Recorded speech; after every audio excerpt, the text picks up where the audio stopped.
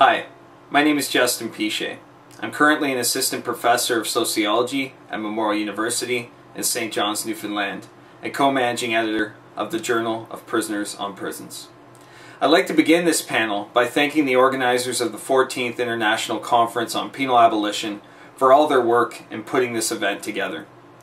Before we proceed with the 3 contributions from Volume 20 of the Journal of Prisoners on Prisons featured in this panel, I'd like to briefly describe the mandate of the project, review its history, and discuss where the journal is heading as we approach our 25th anniversary in 2013.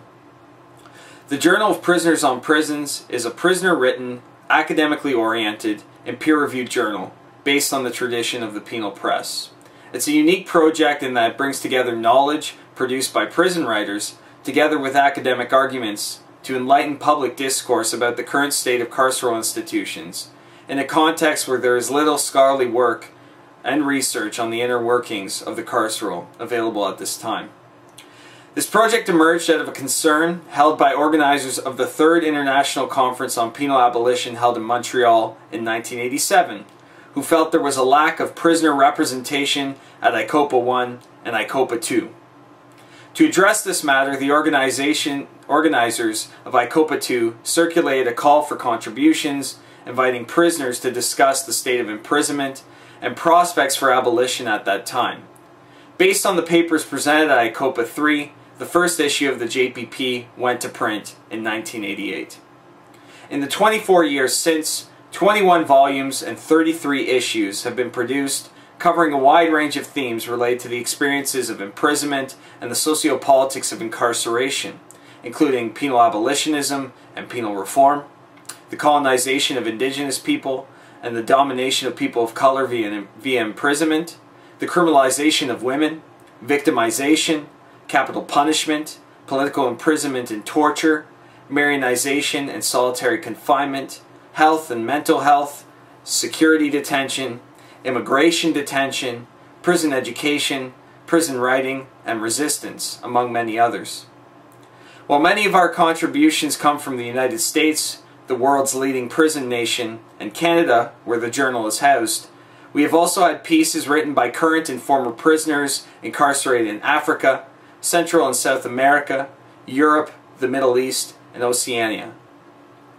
While the Journal of Prisoners on Prisons currently only publishes printed copies and will continue to produce printed copies in order to ensure that prisoners have access to the journal, in the next 2 years we plan on also offering print on demand, e-books, and digitizing our complete back issue catalog to enhance the accessibility and reach of the publication. I also encourage you to become a subscriber and purchase back issues, as all profits generated from sales are used to fund the printing of subsequent issues and provide free copies to prisoners where we can. Now I'd like to shift back to the contributions that are featured in the panel today. At the previous 2 ICOPAs, where JPP sessions I've been involved in were held, many of the contributions discussed the prospects of penal abolitionism and abolitionist strategy. Given that a number of individuals participating at ICOPA 14 in Trinidad and Tobago are just encountering abolitionist thought for the first time, we thought it would be important to share contributions that highlight the harms of imprisonment for prisoners, as well as their loved ones. We want to do this to provoke a discussion on why working towards the abolition of prisons and other forms of state repression, while perhaps an impossible utopian dream, is in fact desirable in order to open up a space for us to imagine and put in place other ways of conceptualizing and responding to what we currently criminalize, punish, and/or control via carceral apparatuses. The first paper, Reflections on My First Free Prisoner's Justice Day, was written by Petey and was published in Volume 20, Number 1 of the JPP. Her piece discusses mental health, self-harm, and the politics of punishment in the Canadian context. Petey is also a recently released woman who was charged and sentenced as a young offender and who served much of her sentence in an adult facility. She's currently attending university and wishes to work in the area of human rights. The second paper, Visiting Days, was written by Joel Medina and Beth Caldwell and was published in Volume 20, Number 2 of the JPP.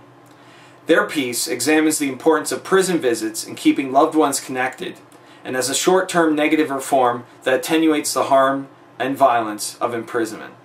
Joel Medina spent 12 years in California prisons and earned his AA degree while in prison from Palo Verde College and is currently working towards completing his BA. Beth Caldwell is an attorney and a social worker with a passion for social justice, earning a JD and MSW from UCLA. She is currently a faculty fellow at the Thomas Jefferson School of Law. The third paper, Cauldron of Solitude, was written by Eugene Day and was published in Volume 20, Number 2 of the JPP. This piece highlights the arbitrary and violent nature of imprisonment.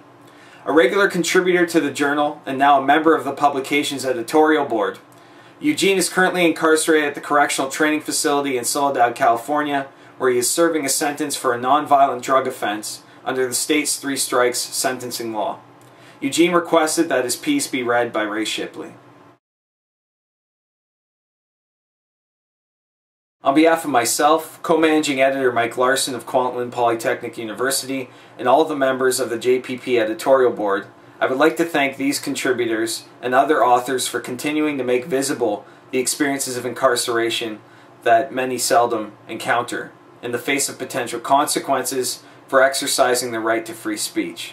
To learn more about the Journal of Prisoners on Prisons, I invite you to visit www.jpp.org. Take care.